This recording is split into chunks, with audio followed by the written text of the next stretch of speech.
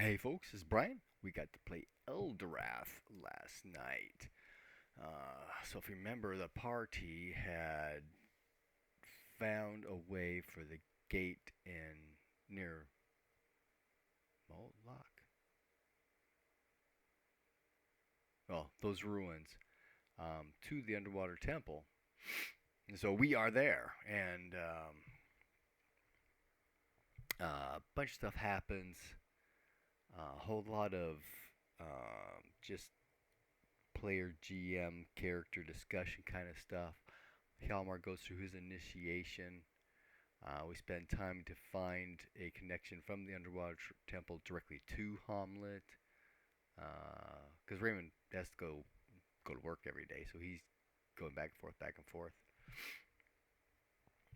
Wes communes with Maliki in the underwater temple. He was specifically seeking guidance on this intervention that he had received from a previous um, communion. And he has this vision of when the Carillion officer is getting possessed by the smoky eye ooze. Um, if you've been through my videos back far enough, um, when we were on New Delhi, there was a mine operation in the desert, and following that, we were sent on a search and destroy mission at a clinic. And in this clinic, at one point, we're looking through a window out into the alley, and there's the Carillion officer standing there filming stuff because there's the smoky ooze stuff, trying to burrow through this the window. Um, and it does so and gets inside him. And once that happens, we blew the window and went out to do the whole flame concussion damage on the smoky ooze stuff. But anyway, the vision that he has is there's a momentary struggle in the Carillion's eyes. There's a momentary struggle for control, but then the smoky ooze takes over. Now the Carillions have cat-like eyes with the slit going up and down, but they changed to a more reptilian look. That's all he got. There's also clearing up some uh, miscommunication, understanding from previous discussions on the Maliki shrines. Okay, so the first time we remember running into a Maliki shrine was here in the Underwater Temple, because she's part of this pantheon down here. And when we get to Telgar, Wes asked if Maliki was a shrine there, and there was.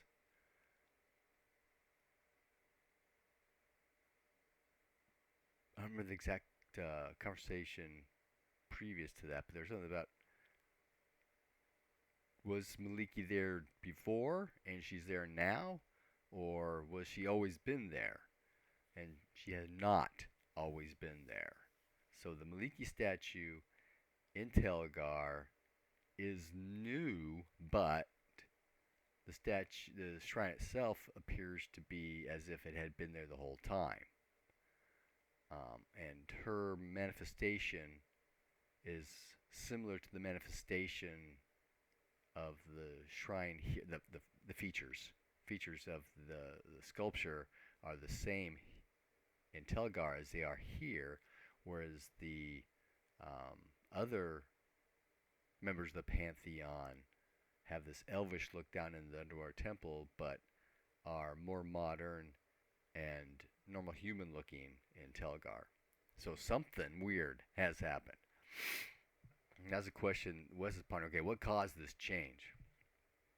Okay, so while things are going on, Wes and Raymond head out to the library. Runt follows along. Hjalmar is studying his reading and writing in the temple. So the library, the first, it's been silted and stuff, right? So when we come to the building itself, it's not the ground floor. We're up above ground floor. We break in through a window. And so we start cleaning up the bookshelves. What do we have here? There are plates on the sides of the bookshelves. We start clearing those out, and they're in Norse, and it's a number type of coding that identifies the content, which is kind of surprising. We try to get to some of the books, but as soon as we get them out, they deteriorate and fall apart. So we got to find a way to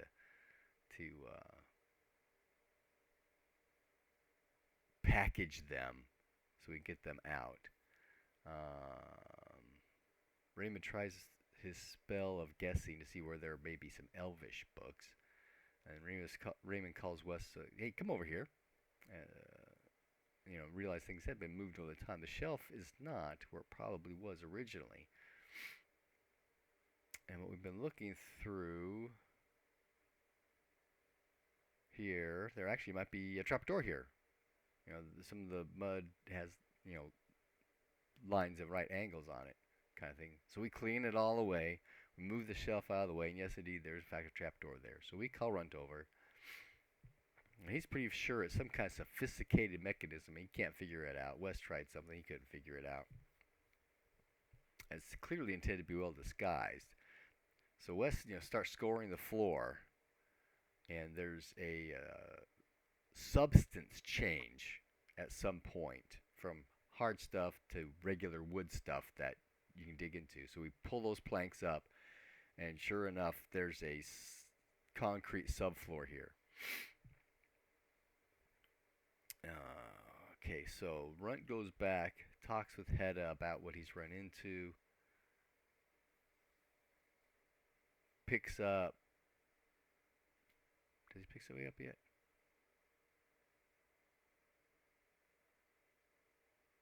I don't remember. It says we got company. So Runt and company come back. Runt eventually finds a piece of molding on a windowsill, which is the trigger to open the door. So it sinks and then slides out of the way, revealing a spiral staircase going down. At that point, Runt goes back and gets Hjalmar and Krim because Raymond casts some detect evil or undead or something. Yeah, there's something down there. Okay, so once we're all together, we descend. It goes down about 15 feet and then opens into a hallway. It's damp here, but not full of water. A couple of desiccated bodies we come across.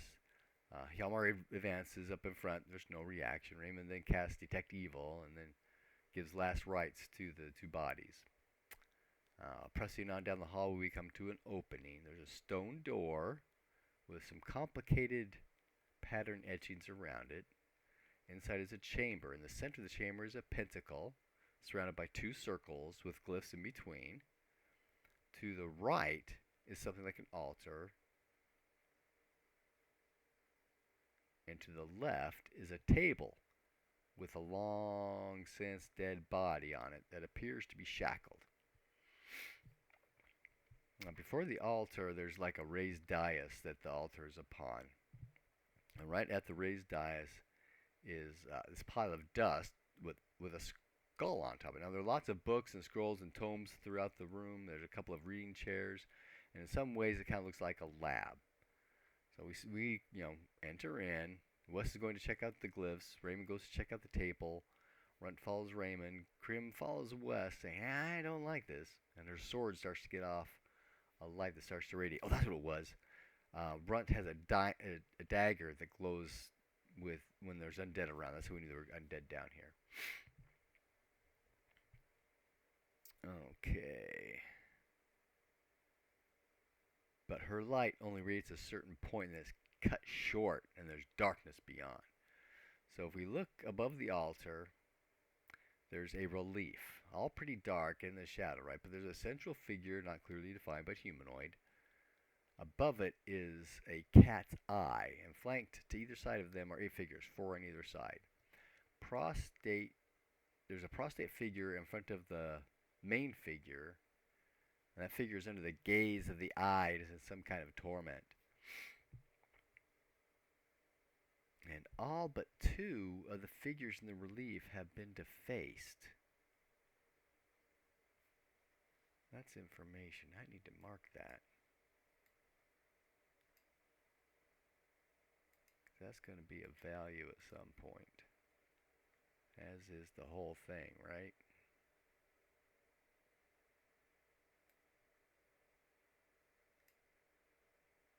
Okay, so at the table there are embalming tools. They're neatly arrayed, but the body itself was not embalmed.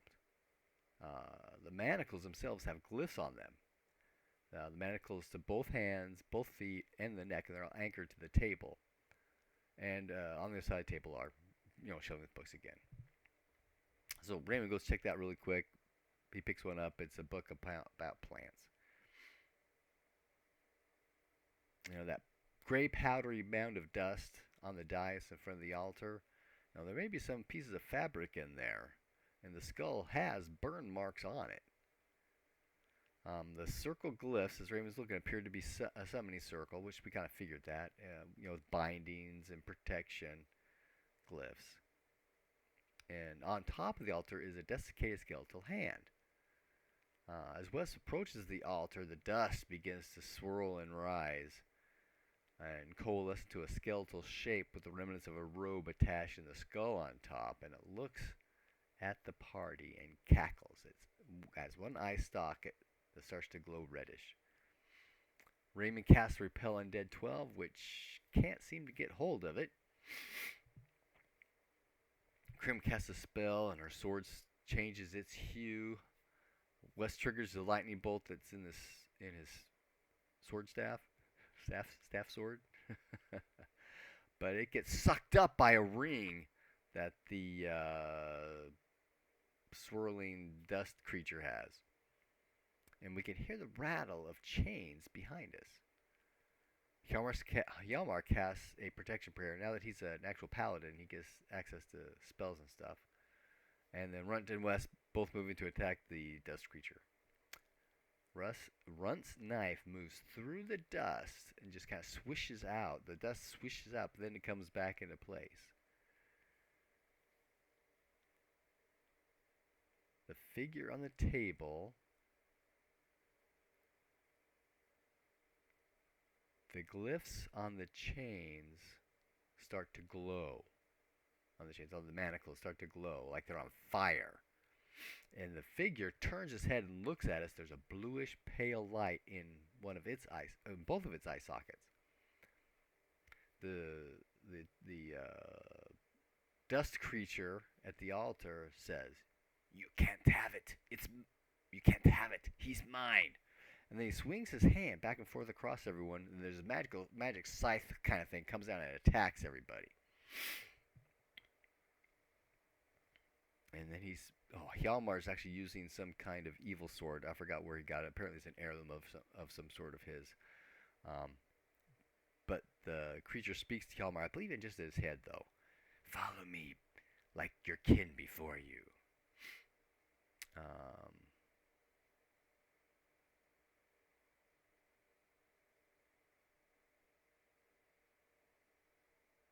There's a little bit of fighting. Wes gets nailed because he's got nothing magical that can really stop this thing. He can't parry with his sword very well at all. He can dodge decently now, but he tried to parry with his dagger. It didn't do anything. He took a massive hit in the abdomen. No, it was total body. That's right. The hit point. This thing damages total hit points. This scything thing.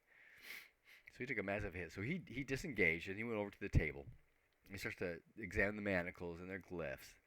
And the glyphs are binding, draining, and undying. So these glyphs are designed to keep somebody alive and drained, or the ability to drain them, right? They bind them there, allowed to be drained, and keep them from dying.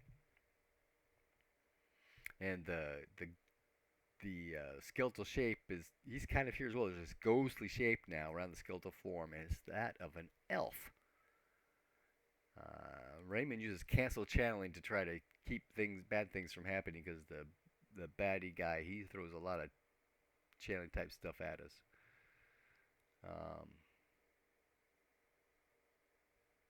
The dust creature says, "Rise and not protect me, but rise and kill these foes," something like that, right? So eventually two shapes come into the room. Raymond attempts to cast Dispel Undead, but the ring casts cancel channels on Raymond's channeling spell, so that didn't work.